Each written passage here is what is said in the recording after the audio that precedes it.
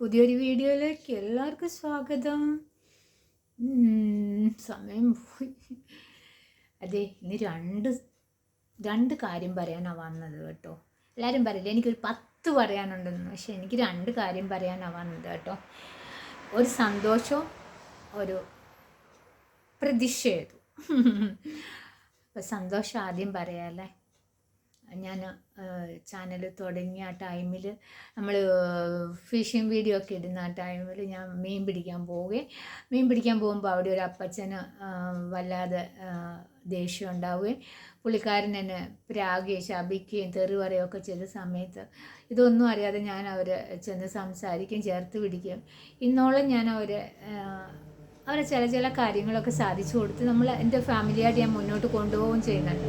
അപ്പോൾ അപ്പച്ചൻ്റെ മകൻ ആക്സിഡൻ്റായിട്ട് ആ വീഡിയോ കണ്ടാൽ നിങ്ങൾക്ക് അറിയാം കേട്ടോ. ആക്സിഡൻ്റായിട്ട് കിടക്കുമായിരുന്നു. തുടർ ചികിത്സയ്ക്ക് പണമില്ലാതെ ആ കുട്ടി അരയ്ക്ക് താഴെ തളർന്നു കിടന്നു.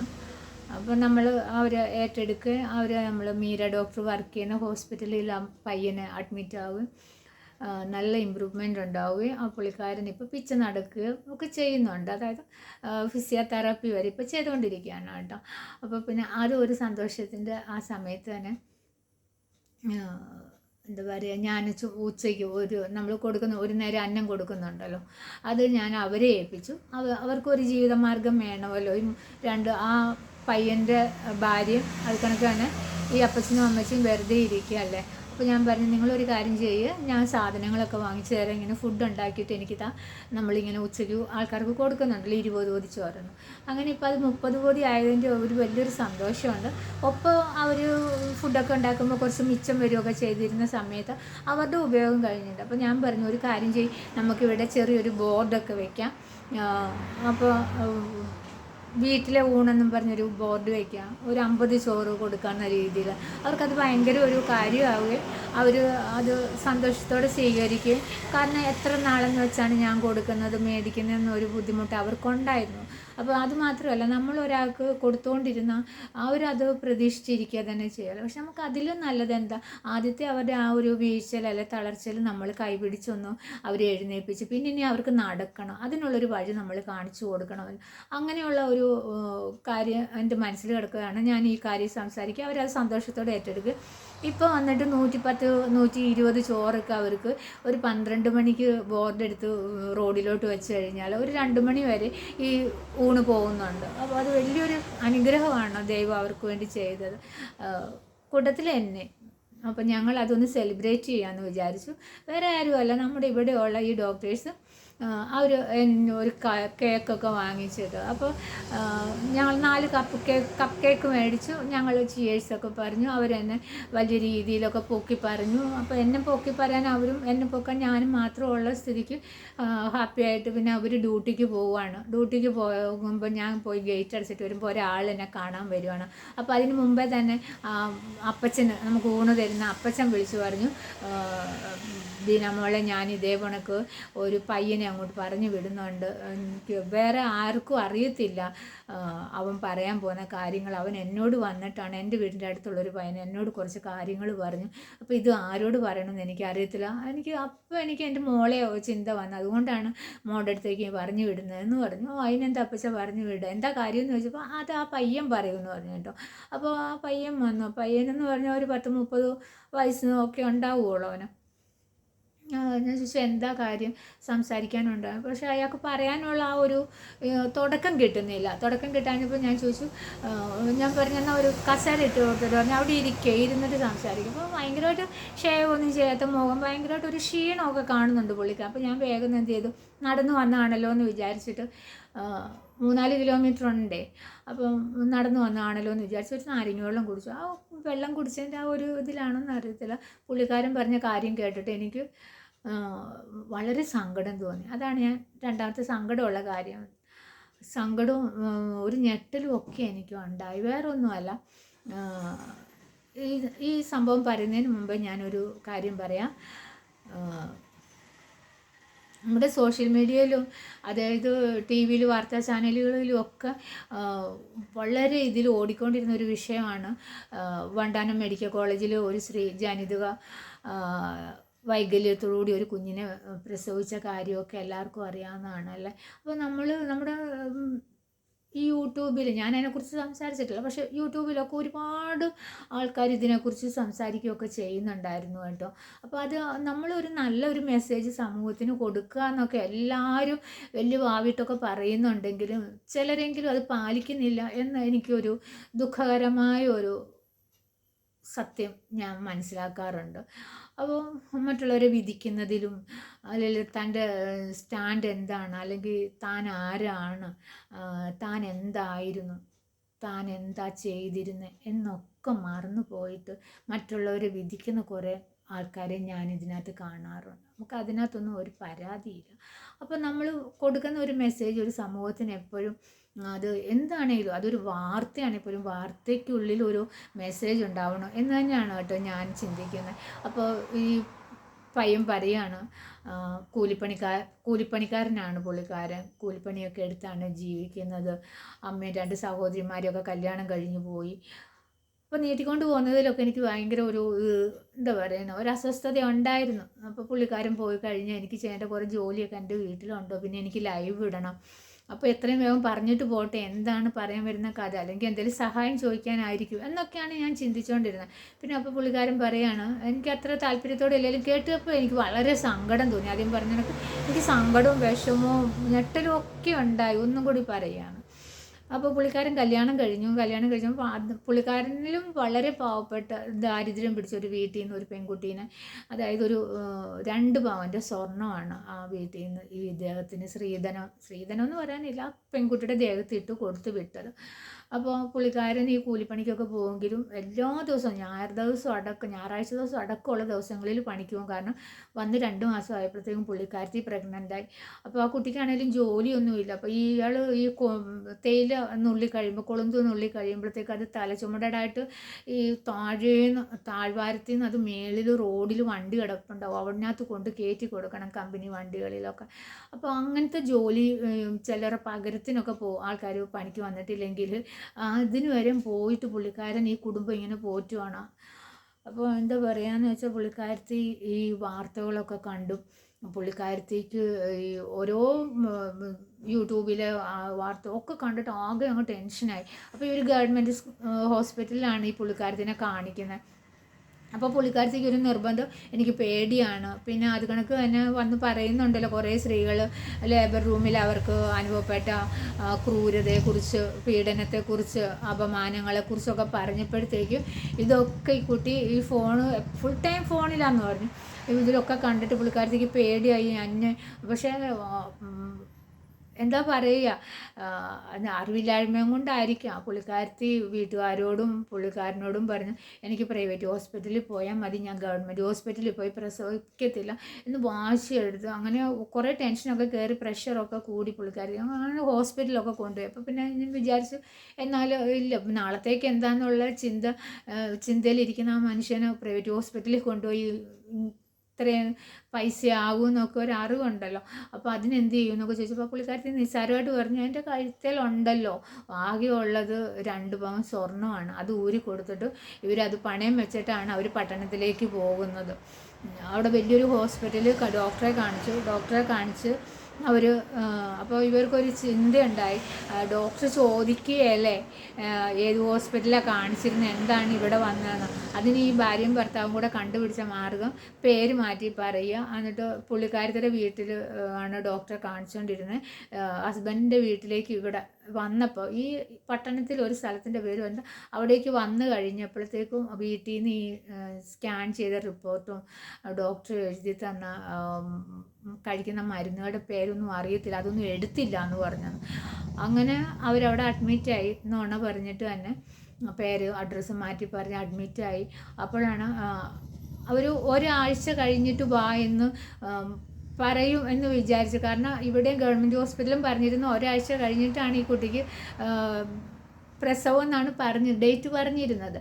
അപ്പോൾ ഈ ഡോക്ടർ പറഞ്ഞു, നിങ്ങൾ യാത്ര ചെയ്താൽ ഇനി എപ്പോൾ വേണേലും പ്രസവം നടക്കാം, അതുകൊണ്ട് യാത്ര ചെയ്താൽ അത് ബുദ്ധിമുട്ടാവില്ല, അതുകൊണ്ട് ഇവിടെ അഡ്മിറ്റ് ആവട്ടെ എന്ന് ചോദിച്ചു. അഡ്മിറ്റ് ആക്കട്ടെ എന്ന് ചോദിച്ചപ്പോൾ അവരുടെ കയ്യിൽ ഇത്തിരി പൈസയേ ഉള്ളൂ, ഈ സ്വർണം പണയം വെച്ച പൈസയേ ഉള്ളൂ. അവർ മനസ്സോട് അമ്മയും അച്ഛനോടൊക്കെ വിളിച്ച് ചോദിച്ചപ്പോൾ അവർ പറഞ്ഞു, എന്നാൽ അഡ്മിറ്റ് ആകും, തിരിച്ച് പോരണ്ടാവും, ഈ പാതിരാത്രി ഈ കുട്ടിക്ക് വല്ലതും വേദന എടുത്താൽ നമ്മൾ എവിടെ കൊണ്ടുപോകും എന്നുള്ളതൊക്കെ പറഞ്ഞിട്ട് ഇവർക്ക് കൊണ്ടുപോകാനെങ്കിലൊക്കെ നമ്മുടെ ഹോസ്പിറ്റലൊക്കെ തൊട്ടടുത്തുണ്ട് കേട്ടോ. അതൊന്നും അവർ നോക്കിയില്ല, പോട്ടെ. അപ്പോൾ അവർ അവിടെ തന്നെ അഡ്മിറ്റായി. സിസേറിയൻ കഴിഞ്ഞപ്പോഴത്തേക്കും ഈ പുള്ളിക്കാരൻ വളരെ ഞെട്ടിപ്പോയി. ഓരോ ബില്ലുകൾ വരുന്നുണ്ട്. അപ്പോൾ കാരണം ആ പണയം വെച്ച സ്വർണത്തിൻ്റെ പൈസയെന്ന് പറയുന്നത് കുറച്ച് പൈസയേ ഉള്ളൂ. ആ ഒരാഴ്ചയും കൊണ്ട് ആ പൈസ 3/4 ഭാഗവും തീർന്നു കഴിഞ്ഞു. ഓരോ ടെസ്റ്റുകൾ ഓരോ ദിവസവും അതോ ഇതൊന്നും പറഞ്ഞ് സ്കാനും പറഞ്ഞ് ഒക്കെ ഇങ്ങനെ വന്നുകൊണ്ടിരിക്കുക. നമുക്കറിയാമല്ലോ, പ്രൈവറ്റ് ഹോസ്പിറ്റലാകുമ്പോഴത്തേക്കും അരമണിക്കൂർ ഇടവിട്ട് ഈ നേഴ്സുമാർ വരും അല്ലേ. പിന്നെ ഈ നേഴ്സിംഗ് അസിസ്റ്റൻ്റ് കുട്ടികളുണ്ട്, പഠിക്കുന്ന കുട്ടികൾ, അവരൊക്കെ പ്രൈവറ്റ് ഹോസ്പിറ്റലിൽ വന്നിട്ട് എന്ത് ചെയ്യുന്നത്, നമ്മൾ വിചാരിക്കും നമ്മളെ ഭയങ്കര കെയറിങ് ആണ്. പക്ഷെ ഓരോ പ്രാവശ്യം ഓരോ മണിക്കൂർ ഇടവിട്ട് ഇതുങ്ങൾ വന്ന് നമ്മുടെ പൾസും അത് കണക്ക് തന്നെ ഷുഗറോ അല്ലെങ്കിൽ എന്ത് നോക്കുക, നമ്മൾ ഭയങ്കരമായിട്ട് അവർ ഭയങ്കര കെയറിങ്. പക്ഷേ ഈ നേഴ്സിംഗ് ഫീസ് എന്നൊക്കെ പറഞ്ഞിട്ട് അവരങ്ങോട്ട് ടിക്കറ്റ് കൊണ്ട് പോവുക. സാധാരണക്കാർക്ക് ചിലവർക്കെങ്കിലും അതൊന്നും അറിയത്തില്ല കേട്ടോ. അവർ വിചാരിക്കുന്നത് എന്താണെന്ന് വെച്ചാൽ ഭയങ്കര കെയറിങ് ആണ്. ഓരോ മണിക്കൂറും ഇടവിട്ട് വന്ന് അവർ നമ്മളെ നോക്കുന്നുണ്ട്. ഗവൺമെൻറ് ഹോസ്പിറ്റലുകളിലൊന്നും അങ്ങനെ നോക്കൂല അല്ലേ, ഇതാവുമ്പോൾ സുഖമല്ലേ. അങ്ങനെ പോയി സിസേറിയൻ്റെ അന്ന് രാവിലെ ആയപ്പോഴത്തേക്കും വലിയൊരു തുക അടയ്ക്കണമെന്ന് പറഞ്ഞു. പുള്ളിക്കാരത്തിന് സിസേറിയൻ ചെയ്യാൻ റൂമിലേക്ക് കയറ്റി കഴിഞ്ഞപ്പോഴാണ്, ഓപ്പറേഷൻ തിയേറ്റർ കയറ്റി കഴിഞ്ഞിട്ടാണ് വന്നിങ്ങനെ പറയുന്ന ഒരു വലിയൊരു തുക അടയ്ക്കണം. അപ്പോൾ പുള്ളിക്കാരൻ്റെ കയ്യിലില്ല. അപ്പോൾ പുള്ളിക്കാരൻ ചിന്തിച്ച് എന്ത് ചെയ്യുമെന്ന് ചിന്തിച്ചു. അപ്പോൾ പുള്ളിക്കാരൻ പറഞ്ഞ് അടയ്ക്കാം, കുറച്ച് താമസമുണ്ട്, ഇന്ന് തന്നെ അടയ്ക്കാമെന്ന് പറഞ്ഞു. അങ്ങനെ ആ പുള്ളിക്കാരത്തിന് സിസേറിയനെല്ലാം കഴിഞ്ഞ് ഒബ്സർവേഷനിലൊക്കെ ഇട്ട് കുഞ്ഞിനെയൊക്കെ കാണിച്ച് ഒരു ആൺകുഞ്ഞാണ്. അത് കഴിഞ്ഞിട്ട് അവർ വാർഡിലേക്ക് കൊണ്ടുവന്നപ്പോഴത്തേക്കും പിറ്റേന്ന് വാർഡിലേക്ക് കൊണ്ടുവന്നു കഴിഞ്ഞപ്പോഴത്തേക്കും ഈ ബില്ലുകൾ ഇങ്ങനെ വരുന്നു. ഈ ഭാര്യയോട് പറഞ്ഞു, സ്വർണ്ണം എല്ലാം പണയം വെച്ചു, ഇനി നമ്മൾ എന്ത് ചെയ്യും, ഇങ്ങനെ ബില്ലുകൾ വന്നിരിക്കുന്നു. അപ്പോഴത്തേക്കും ഒരു 68,000 രൂപയുടെ ബില്ലായി. ഇവർ രണ്ടുപേരും, ഭാര്യ ബെഡൊക്കെ കിടന്നുകൊണ്ട് പുള്ളിക്കാരനെ നോക്കുന്നു, പുള്ളിക്കാരൻ നിന്നുകൊണ്ട് പുള്ളിക്കാരത്തിനെ നോക്കുന്നു. ഈ കുഞ്ഞ് വന്ന ആ ഒരു സന്തോഷം ഒന്ന് പരസ്പരം ഒന്ന് പങ്കിടാനോ ആ കുഞ്ഞിനെ ഒന്ന് എടുക്കാനോ ഒന്നിനും ആവാതെ ആ മനുഷ്യൻ വിങ്ങിപ്പൊട്ടി അടുത്ത് തന്നെ നിൽക്കുകയാണ്. അടുത്തുള്ള ആൾക്കാർ ശ്രദ്ധിക്കാതിരിക്കാൻ ഇവർ പരമാവധി ഇവരുടെ വിഷമം മറച്ചു പിടിക്കുന്നുണ്ടായിരുന്നു. അപ്പോൾ ഇവർ വീട്ടിലേക്ക് വിളിച്ചു പറഞ്ഞപ്പോൾ അപ്പച്ചനും അമ്മച്ചിക്കും വരാൻ പറ്റത്തില്ല, കാരണം അവരുടെ കയ്യിൽ ഒന്നുമില്ല. വന്നു കഴിഞ്ഞാൽ അവർക്ക് എന്തെങ്കിലും ഒരു ചായയെങ്കിലും വാങ്ങിച്ചു കൊടുക്കണ്ടേ, കുഞ്ഞിനൊരു കുട്ടിയുടുപ്പ് വാങ്ങിച്ചുകൊണ്ട് വരണ്ടേ, അതുകൊണ്ട് നിങ്ങൾ ഇങ്ങോട്ട് ഡിസ്ചാർജ് ആയി പോരാ എന്ന് മാത്രമാണ് അവർ പറഞ്ഞത്. അതും ഒരു വിഷമം, ഒരു പ്രതീക്ഷയില്ലല്ലോ. അപ്പോഴത്തേക്കും ഇദ്ദേഹം പുറത്ത് പോയിരുന്നിങ്ങനെ ഒരുപാട് ആലോചിക്കുകയും കരയുകയും ഒക്കെ ചെയ്തപ്പോഴത്തേക്കും മനസ്സിനകത്തൊരു തോന്നൽ വന്നു.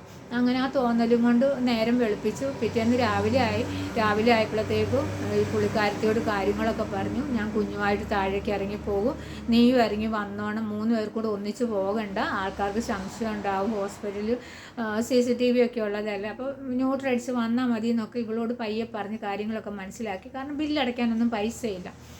അങ്ങനെ അദ്ദേഹം ആ കുഞ്ഞിനെ എടുത്തുകൊണ്ട് പോകുന്ന കണ്ടപ്പോൾ നമുക്കറിയാമല്ലോ, തൊട്ടടുത്ത ആൾക്കാരൊക്കെ സംസാരിക്കുമല്ലോ. അപ്പോൾ അതിലാരാണ്ടൊക്കെ ചോദിച്ചു എവിടെ പോകാനൊക്കെ, കുഞ്ഞിനെ വെയിൽ കൊള്ളിക്കാൻ ഡോക്ടർ പറഞ്ഞിട്ടുണ്ടെന്ന് പറഞ്ഞ് അങ്ങ് പോയി. അത് കഴിഞ്ഞപ്പോൾ ഈ പുള്ളിക്കാരത്തെയും പരിചയെ ന്യൂട്രൽ അടിച്ച് പുറത്തോട്ട് ഇറങ്ങിയപ്പോൾ അതേ കണക്കന്നെ സ്ത്രീകൾ ചോദിച്ചു, കുഞ്ഞിനെ വെയിൽ കൊള്ളിക്കാൻ പോയതല്ലേ, മോളെവിടെ പോകാമെന്ന് ചോദിച്ചു. അത് ഡോക്ടർ റൗണ്ട്സിന് വന്നപ്പോൾ പറഞ്ഞിട്ടുണ്ടായിരുന്നു എഴുന്നേറ്റ് പയ്യൊക്കെ അങ്ങോട്ടും ഇങ്ങോട്ടും നടക്കണമെന്ന്. ആയിക്കോട്ടെ എന്ന് പറഞ്ഞു. ആ പുള്ളിക്കാരത്തെയും പയ്യെ ഇറങ്ങി ആ സ്റ്റെപ്പ് ഇറങ്ങിപ്പോയി എന്നുള്ളതാണ് സത്യം കേട്ടോ. ആ പുള്ളിക്കാരത്തേക്ക് ഇദ്ദേഹം കുഞ്ഞിനെയും കൊണ്ട് അങ്ങ് പോയാലോ, ലിഫ്റ്റിൽ കയറാൻ അറിയത്തില്ല. അപ്പോൾ അത് കാരണം ആ പുള്ളിക്കാരത്തി 7 നില ബിൽഡിങ് താഴെ ഇറങ്ങി ആലോചിച്ച് നോക്കിക്കേ. പണ്ടത്തെ കണക്ക് സ്റ്റിച്ച് ചെയ്ത് വെക്കുന്ന അല്ല മുറിവുകളൊന്നും. സിസേറിയൻ ചെയ്ത് കഴിഞ്ഞാൽ അവിടെ ഒരു ഒട്ടിക്കുന്ന ഒരു സംഭവമാണ്, ഒരു പ്ലാസ്റ്റർ പോലെ ഒരു ഒട്ടിക്കലാണ്. അത് ചിലപ്പോൾ ഹോസ്പിറ്റലിൽ വെച്ച് തന്നെ അവരെടുത്ത് കളയും. അല്ലെങ്കിൽ ചിലത് അങ്ങനെ നമ്മൾ കുളിക്കുമ്പോൾ നമ്മൾ ഡിസ്ചാർജായി വീട്ടിലേക്ക് വന്നു കഴിയുമ്പോൾ കുളിക്കുമ്പോഴൊക്കെ നമ്മൾ ഇഞ്ചിയോ ബേബി സോപ്പൊക്കെ ഇട്ട് ഇങ്ങനെ കഴിയുമ്പോൾ അതങ്ങ് അലുന്നൊക്കെ പോകും. പിന്നെ നമ്മൾ അവിടെയൊക്കെ ഡോക്ടർ തരുന്ന ഏതാണെന്ന് വെച്ചാൽ മരുന്നോ പൊടിയോ എന്തെങ്കിലും ഇട്ടാൽ മതി. അപ്പോൾ ഇതൊന്നും ഇല്ലാതെ ഈ കുട്ടി ഈ രണ്ടാമത്തെ ദിവസം ഇറങ്ങി പോവാണ്. ഇവർ വേഗം ഒരു ഓട്ടോയിൽ കയറി ബസ് സ്റ്റാൻഡിലേക്ക് പോയി അവിടുന്ന് ബസ് കയറി ഇവരുടെ നാട്ടിലേക്ക് പോകണം. ഇരിക്കുന്നതിൻ്റെ ഇടയിലൊക്കെ ഈ കുട്ടിക്ക് ബ്ലീഡിങ് ഉണ്ടാകുന്നുണ്ട്. അപ്പോഴത്തേക്കും ഇവർ പേടിക്കുന്നുണ്ട്. ഈ ബ്ലീഡിങ് അല്ല കുട്ടീനെ പേടിപ്പിച്ചുകൊണ്ടിരുന്നത്. ആ ഹോസ്പിറ്റലിൽ നിന്ന് ആരെങ്കിലും തങ്ങളുടെ പുറകെ അന്വേഷിച്ച് വരുമോ എന്നുള്ളൊരു ഭയമായിരുന്നു വീടെത്തിയിട്ടോ. അപ്പോൾ വീട്ടിലെത്തിയെങ്കിൽ ഇവരാരോടും ഇത് പറഞ്ഞില്ല. വിഷമോ നാണക്കേട് ഇനി ഇതിനകത്ത് പുറകെ ഉണ്ടാകുന്ന കാര്യങ്ങൾ ചെയ്തപ്പോൾ അങ്ങ് ചെയ്തു. പക്ഷെ അവർ ചെയ്തത് വലിയൊരു മണ്ടത്തരമാണ് ആ ചെയ്തത്. ഇറങ്ങി പോരുന്നത് മാത്രമല്ല, അവർ സ്വന്തം അഡ്രസ്സ് കൊടുത്തില്ല. ആ കുഞ്ഞിന് കിട്ടേണ്ടത് അതിന് ബർത്ത് സർട്ടിഫിക്കറ്റ് കിട്ടണ്ടേ, അറിയാമല്ലോ. നമ്മൾ ഹോസ്പിറ്റലിൽ നിന്ന് പോരുമ്പോഴത്തേക്കും കുഞ്ഞിൻ്റെ ചിലവരുടെ പുക്കിൾക്കൊടി വീണ് പോകുമ്പോഴത്തേക്കും അവിടെ ഒരു ചെറിയായിട്ടൊരു ബ്ലഡൊക്കെ കിനിഞ്ഞ് വരും. അപ്പോൾ അതിന് ഡോക്ടർമാർ ചില ഇഞ്ചക്ഷനൊക്കെ കൊടുക്കും കുഞ്ഞിന്. അല്ലെങ്കിൽ പിന്നെ ഈ പെൺകുട്ടിക്ക് ഈ അമ്മയ്ക്ക് സിസേറിയനാണ്. അപ്പോൾ അതിനുള്ള കുറേ കാര്യങ്ങൾ പറഞ്ഞു കൊടുക്കും. പിന്നെ കുറച്ച് മുറിവുണങ്ങാനുള്ള മെഡിസിൻ കൊടുക്കും. പിന്നെ കുറച്ച് മരുന്നുകളൊക്കെ ഉണ്ടല്ലേ. അതൊന്നും ഇതാവാതെ ഇവരവിടെ നിന്ന് ഇറങ്ങി ഓടി. അവർ വീട്ടിൽ വന്നു. പക്ഷെ അവർ അങ്ങനെ പോയിക്കൊണ്ടിരിക്കുകയാണ്. ഇയാൾക്ക് ജോലിക്ക് പോകാൻ പറ്റുന്നില്ല. ഈ കുഞ്ഞാണ് ഭയങ്കര കരച്ചിലാണ്. ഈ പെൺകുട്ടിക്കാണേലും അടുത്ത് ആരുമില്ല. ഇദ്ദേഹത്തിൻ്റെ അമ്മയാണ്, പ്രായമായ അമ്മയാണ്, കണ്ണും കാണത്തില്ല. അപ്പോൾ അങ്ങനെയൊക്കെ ഒത്തിരി ബുദ്ധിമുട്ടും കൊണ്ട് ഇയാൾ ഈ പണിക്കും പോലെ ഈ കുഞ്ഞിനും തള്ളനും നോക്കിക്കൊണ്ടിരിക്കുക. പക്ഷെ ഒരു രൂപ ആരുടെ കയ്യിലും എടുക്കാനില്ല എന്നുള്ളതാണ് സത്യം. അങ്ങനെ 3-4 ദിവസം കഴിഞ്ഞു. ആ കുഞ്ഞിന് കളർ ചേഞ്ചൊക്കെ വരാൻ തുടങ്ങി. കുഞ്ഞ് നിർത്താതെ കരയുന്നു, വേദന എടുത്തിട്ടോ. അങ്ങനെ ഇരിക്കുമ്പോൾ ഈ പെൺകുട്ടിക്കാണേലും കാര്യമായിട്ടുള്ള ഇതൊന്നും ഇല്ലല്ലോ. ഒന്നാമത് ഭക്ഷണമില്ല, രണ്ടാമത് സമാധാനമില്ല, മൂന്നാമത് മരുന്നില്ല. അങ്ങനെ ഈ കുട്ടിയുടെ മുറിവ് പഴുക്കാൻ തുടങ്ങി. ആ സാധനം എപ്പോഴും ദേഹം കഴുകിയപ്പോൾ അത് പോയി. പക്ഷെ ആ മുറിവിലിടാനുള്ളൊരു മെഡിസിൻ പോലും ഉണ്ടായിരുന്നില്ല എന്നുള്ള ഇത് കേട്ടപ്പോൾ എനിക്ക് ഭയങ്കര വിഷമം തോന്നി. അങ്ങനെ പോയിരിക്കെ ഈ കുഞ്ഞിൻ്റെ വയറിങ്ങനെ വീർത്ത് വന്നു. അവർ പല ചികിത്സകളും ഈ കൈ ചികിത്സകളുണ്ടല്ലോ, പ്രായമായവർ പറഞ്ഞു കൊടുക്കുന്നതൊക്കെ ആ പച്ചില ഈ പച്ചിലയൊക്കെ വെച്ച് പിഴിഞ്ഞൊഴിച്ചിട്ടൊന്നും ആ കുഞ്ഞിൻ്റെ മുറിവ് പുക്കിൾ പഴുത്തോണ്ടേയിരുന്നു. അതൊരു ബലൂൺ പോലെ വയറ് വീർത്ത് വന്നു. അപ്പോഴത്തേക്ക് 1.5 മാസമായി ഈ പെൺകുട്ടിയുടെ സിസേറിയൻ ചെയ്ത ആ മുറിവിൽ നിന്ന് പഴുപ്പും അസഹ്യമായ ദുർഗന്ധവും. ആ മുറിയിലും ആ പെൺകുട്ടിയുടെ അടുത്തേക്ക് ചെല്ലാൻ വയ്യാത്തൊരവസ്ഥയായി. അത് പറയാൻ ആരുമില്ല. അങ്ങനെയാണ് പുള്ളിക്കാരൻ്റെ പുള്ളിക്കാരൻ്റെ അച്ഛന് ഈ നമ്മുടെ എൻ്റെ ഈ അപ്പച്ചനെ ചോറ് കൊടുക്കുന്ന ഈ അപ്പച്ചനെ അറിയാം. അപ്പോൾ പറഞ്ഞു, ഇപ്പോൾ അവർ നല്ല രീതിയിലല്ലേ ജീവിക്കുന്നത്, നീ ചെന്ന് അവരോടൊരു സഹായം ചോദിക്കാൻ പറഞ്ഞപ്പോഴാണ് ഈ പുള്ളിക്കാരൻ മകൻ വന്ന് ഈ നമ്മുടെ അപ്പച്ചനോട് പറഞ്ഞു, ഈ കഥകൾ പറഞ്ഞു, എനിക്ക് ആരെങ്കിലും ഒന്ന് സഹായിക്കണം, എൻ്റെ ഭാര്യയ്ക്കും കുട്ടിക്കും സുഖമില്ല. മറ്റുള്ള ആസ്പത്രിയിൽ നിന്ന് ഒളിച്ചോടിയ കാര്യമൊന്നും പറഞ്ഞില്ല. എൻ്റെ ഭാര്യയ്ക്കും കുട്ടിക്കും സുഖമില്ല, എന്നെ ഒന്ന് സഹായിക്കാൻ ആരുമില്ല എന്ന് പറഞ്ഞപ്പോഴത്തേക്കും പുള്ളിക്കാരൻ എന്തോ മണത്ത്, കാരണം പ്രസവിച്ചിട്ട് 1.5 മാസമല്ലേ ആയുള്ളൂ. അപ്പോൾ കുഞ്ഞിന് സുഖമില്ല എന്നൊക്കെ പറഞ്ഞപ്പോൾ പുള്ളിക്കാരൻ വേഗം എൻ്റെ പേര് പറഞ്ഞു, ബീനമ്മയുടെ അടുത്തോടൊന്ന് ചെല്ല, ബീനമ്മ സഹായിക്കും, നീ കാര്യങ്ങളൊക്കെ മോളോട് പറ എന്ന് പറഞ്ഞപ്പോഴാണ് ഇദ്ദേഹം എൻ്റെ അടുത്ത് വന്നിരിക്കുന്നത്. സത്യം പറഞ്ഞ ക്രൂശിത രൂപത്തിലേക്ക് നോക്കി എനിക്ക് ഒരുപാട് സങ്കടം വന്നു. കാരണം എനിക്ക് ഈ തെറ്റായ മെസ്സേജ് കൊടുത്തിട്ട് അതിനെ വിശ്വസിക്കുന്ന വിവരവും വിദ്യാഭ്യാസവും ഇല്ലാത്ത, എന്ത് പറയുന്ന വെളിവും വെള്ളിയാഴ്ചയും ഇല്ലാത്ത ആ സ്ത്രീയോട് എനിക്ക് അശേഷം എനിക്ക് ഒരു കാരുണ്യം തോന്നുന്നില്ല കേട്ടോ. സത്യം ഞാൻ പറയും, എന്തിനാണ് അങ്ങനെ തോന്നുവാണ്. ഗവൺമെൻറ് ഹോസ്പിറ്റലുകളിൽ നിന്ന് ഇതാണ് നമ്മൾ അനുഭവിക്കേണ്ടി വരുന്നെങ്കിൽ ഏതെങ്കിലും സ്ത്രീകൾ പ്രസവം കഴിഞ്ഞ് വീടുകളിലേക്ക് എത്തുമൊക്കെ അവർ കൊന്നിട്ടുണ്ടാവൂലേ. ഇതിന് മാത്രം പീഡനം ഡോക്ടർമാരും നേഴ്സുമാരും കൂടെ ലേബർ റൂമിൽ വെച്ച് കൊടുക്കും. ഇതൊക്കെ വിശ്വസിക്കുന്ന ഈ ആൾക്കാർ എന്തെങ്കിലും കണ്ട ഉടനെ കണ്ണും അടച്ച് അതിൻ്റെ വരാഴികളൊന്നും ആലോചിക്കാതെ അത് വിശ്വസിക്കുക. ആ മനുഷ്യന്, ആ നിർദ്ധനായ ആ ഭർത്താവിനെ കൂടി ഈ പടുകുഴിയിലേക്ക് ഈ സ്ത്രീ തള്ളിവിട്ടില്ലേ. ആ കുഞ്ഞിൻ്റെ വേദനയും. അങ്ങനെ ഞാൻ വേഗം അനുമോളെ വിളിച്ച് പറഞ്ഞു, അനുമോളെ ഇന്നൊരു കാര്യമുണ്ട് മോളെ, ഇതാണ് കാര്യം എന്ന് പറഞ്ഞപ്പോൾ അവൾ ആദ്യം എന്നോട് പറഞ്ഞത്, അയ്യോ എടി ബീന, നീ എന്താ ചെയ്യാൻ പോകുന്നത്, അവർ ആ പെണ്ണ് പ്രസവിച്ച ഹോസ്പിറ്റലിലേക്ക് പറഞ്ഞു വിടാൻ പറഞ്ഞു. അപ്പോൾ ഞാൻ പറഞ്ഞു അയ്യോ അങ്ങനെ പറഞ്ഞു വിട്ടാൽ അവർക്ക് 60,000-68,000 രൂപ ബില്ലടയ്ക്കേണ്ടി വരും. പിന്നെ എന്ത് ചെയ്യും, അതുമല്ല നോണയാണ് പറഞ്ഞിരിക്കുന്നത്, അഡ്രസ്സൊക്കെ മാറ്റിയാണ് പറഞ്ഞിരിക്കുന്നത്, പിന്നെ അതിനകത്തുണ്ടാകുന്ന ഗുൽമാലികളൊക്കെ. തൽക്കാലം ഇതൊക്കെ നമുക്ക് എങ്ങനെയും സംസാരിക്കാം, പക്ഷേ ഈ കുഞ്ഞ് കരച്ചിലാണ്, കുഞ്ഞിൻ്റെ വയർ ഇപ്പോൾ പൊട്ടുന്ന തരത്തിലിരിക്കുന്നത് എന്നാണ് പറയുന്നതെന്ന് പറഞ്ഞു. സത്യമായിരുന്നു കേട്ടോ. അന്ന് അവൾ പറഞ്ഞ് വേഗം കൂട്ടിക്കൊണ്ട് വരാൻ പറഞ്ഞു. അങ്ങനെ ഇവിടെ നമ്മുടെ മീര ഡോക്ടറിൻ്റെ കാറ് കിടപ്പുണ്ടായിരുന്നു. ഈ പയ്യനെയും കൂട്ടി ഞാൻ വേഗം എൻ്റെ കയ്യിലിരുന്ന് ഇച്ചിരി പൈസ ഇരിപ്പുണ്ടായിരുന്നു, അതും എടുത്ത് ഈ വീടും പൂട്ടി ഈ കാറിൽ ആ പയ്യനായിട്ട് വീട്ടിൽ ചെല്ലുമ്പോൾ എൻ്റെ ദൈവമേ, ഏത് ദുഷ്ട മനുഷ്യരുടെ മനസ്സും കലങ്ങിപ്പോകുന്ന ഒരു കാഴ്ചയാണ് ഞാൻ അവിടെ കാണുന്നത്. ആ കുഞ്ഞുണ്ടല്ലോ, ആ കുഞ്ഞിന് ഒരു ചെറിയൊരു തലയും 2 ചെറിയ കുഞ്ഞു കാലും കൈയും, വലിയ, നമ്മൾ പെരുന്നാളിനൊക്കെ പോകുമ്പോൾ ഈ കുരങ്ങന്മാരുടെ ബലൂണ് കണ്ടിട്ടില്ലേ, ചെറിയ തലയും വലിയ വയറും ഒക്കെ ആയിട്ട് ബലൂൺ കൊണ്ടുണ്ടാകും, സെയിം അത് കുഞ്ഞ്, വയറ് മാത്രമേ ഉള്ള കുഞ്ഞിന്.